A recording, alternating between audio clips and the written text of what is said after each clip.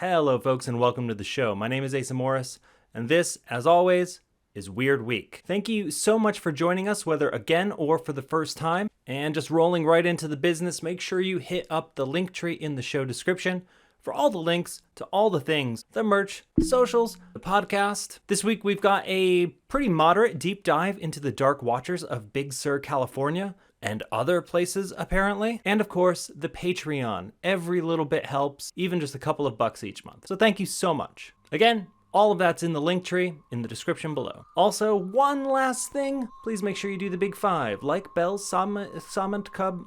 Fuck, why can I never... Make sure you do the big five. Like, bell, sub, comment, share. I got it that time. And let's go, because folks...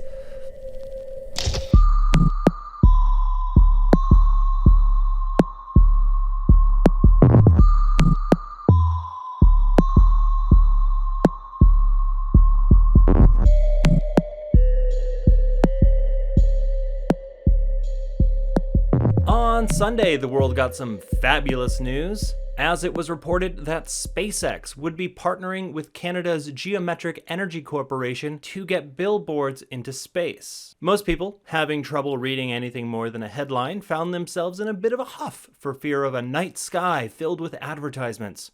However, as CEO Samuel Reed attempted to clarify within the many articles that reported this, the satellite will have a screen on one side where people and companies can bid to have their logos and advertisements displayed, along with a selfie stick that'll snap photos of the ads with the Earth in the background. The billboards won't be visible from Earth. However, if we can get a little dystopian for a moment, I can pretty easily imagine a reality where obtrusive and inescapable advertisement is just a part of our daily lives. Oh wait.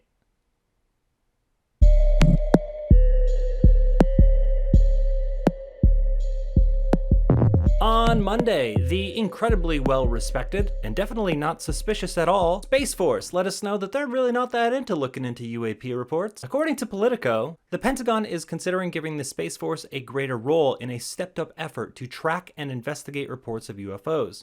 Space Force leaders are still struggling to rebrand an organization that has been lampooned since before its birth. Now they are conflicted about becoming the military's go-to on what the Pentagon now calls unidentified aerial phenomena, according to 5 current and former officials taking part in the discussions. Advocates for the idea believe the new service is better suited to oversee a more robust effort aimed at collecting information on UFOs, and that its association with a topic of such public fascination, particularly among young people, could even boost recruiting. But a former official also said some fear it will only deepen the branch's public relations challenge by providing more material for the jokes, science fiction-themed memes, and other forms of popular ridicule that the Space Force has endured since it was championed by then-President Donald Trump in 2018, who made it an applause line in his political rallies. They really are sensitive to that, the former official said. They want people to take them seriously. They don't want to do anything that is embarrassing, but this is national security, this is their job. The stigma, even after the events and news from only a month and a half ago, is still very real and very strong. And that's a little troubling. But guys, do your job.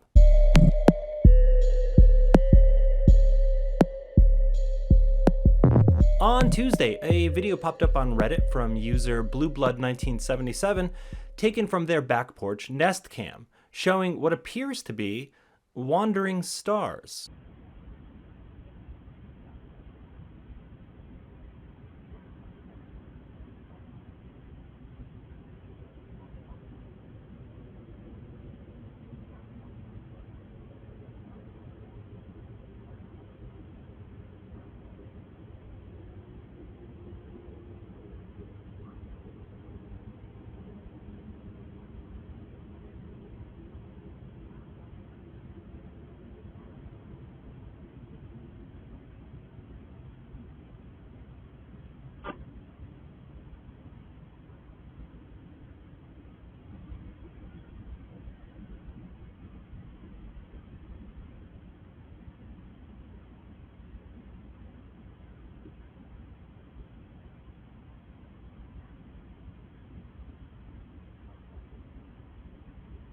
Possible explanations could be a plane, though this does not behave like a plane, and especially not the one that passes through the video halfway through. Or an insect caught in a spider web. It doesn't feel like that's the case here either.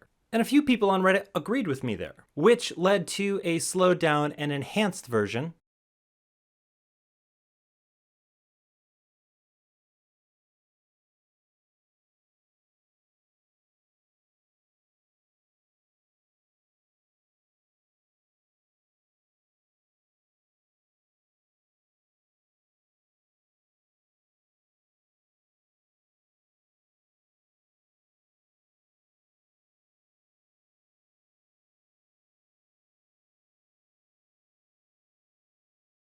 But that didn't really help to clear anything up either. The effort was appreciated, though. Also on Tuesday, a report of an apparent Mothman sighting at the Wisconsin State Fair. 2 staff members were cleaning up trash by the main stage area after a concert when one of them spotted the creature and shouted, "What the fuck is that?" One witness said, "I looked up and there, about 30 feet in front of us, toward the parking lot, was what looked like a very tall being, but it wasn't like any person I've ever seen before.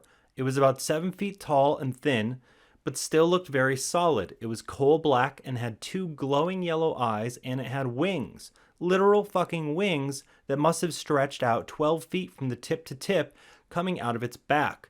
This thing looked like a literal demon from the depths of hell, and it appeared to be staring directly at the stage where there were still people breaking down equipment from the earlier concert. The entity took a few unsteady steps toward the stage, then turned its head to look directly at the 2 onlookers.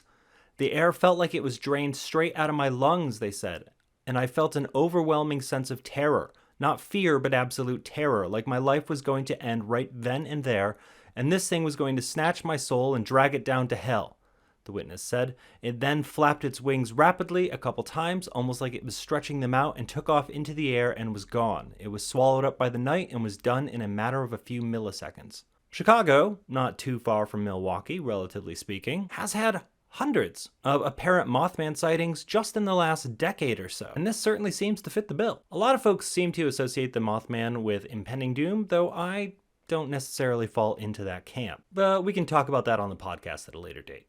Either way, be safe out there, Wisconsin. Who knows?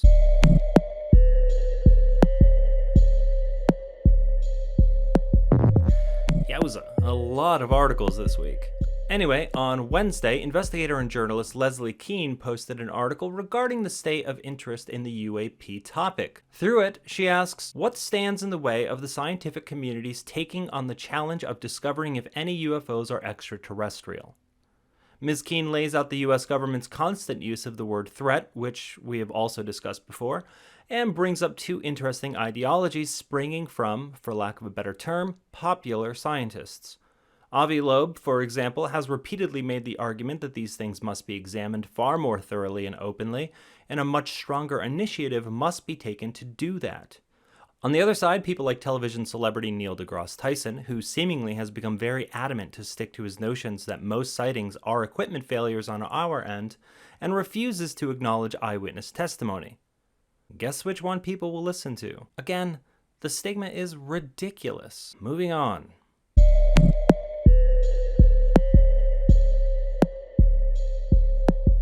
As I'm sure most of you are aware, the current popular fascination with the UAP topic really popped off in 2017 when the New York Times released that article. You know the one. Well, time is a flat circle because after digging around, someone, and I'm sorry I forgot who it was, I didn't write it down, tracked down another article from the New York Times, also regarding the US government, also regarding UAPs. However, this article is from 1979, 42 years ago. It's pretty much the same deal. Secret memos, secret programs, leaks, government denial even in the face of those leaks, multiple credible eyewitnesses and investigations, and essentially every major alphabet agency being involved in one way or another, with an especially pointed nod to the CIA. 42 years ago. And we're still doing the same dance. I don't want to be a pessimist, but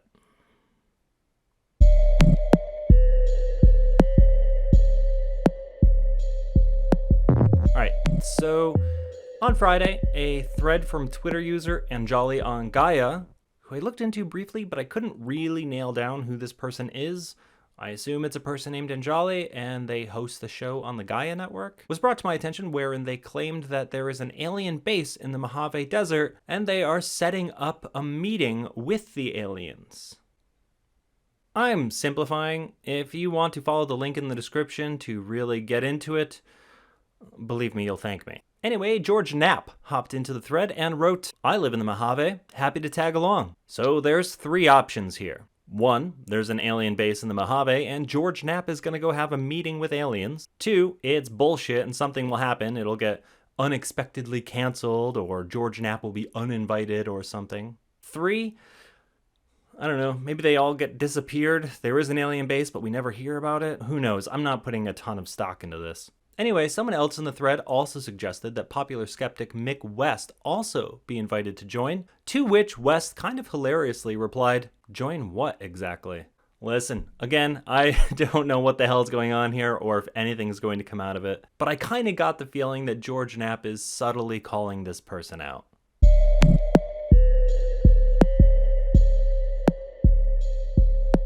You guys want a ghost video? It's been a while. It's not the best quality or the most exciting, but honestly, the dude's reaction sold me on it. Watch the can on the counter in front of him and think it's a white monster. And they're really heavy on thieves over there.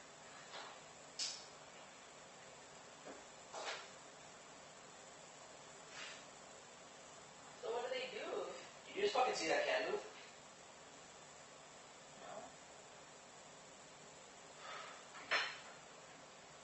Babe, Here it is again, just in case you missed it.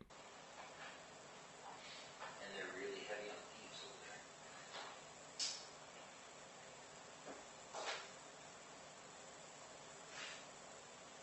So what do they do? Did you just fucking see that can move? No. Babe, I love that it happened just as he is taking a hit of what I assume is weed, like the ghost is just fucking with him. Also on Saturday, this video shot on the Chesapeake Bay popped up, showing a ball of light moving over the face of the water. This video came from YouTuber Rocket Sauce 1980, who says that he was about 100 yards away from the object, and that it was too fast to be a canoe or kayak, too silent to be a boat of any kind, and that the object was moving against the wind. He also says he watched it for nearly 5 minutes as it moved back and forth over the water before disappearing. Ball lightning? Maybe. It's a good clip either way. A good way to end out the week. But wait, I hope you didn't think I forgot. The paranormal goofy shit. I'm exhausted. This week, though, we've got a twofer. First up, this little hunk of stud spotted on the back of a truck, zipping off somewhere in a hurry. I wonder where he's going.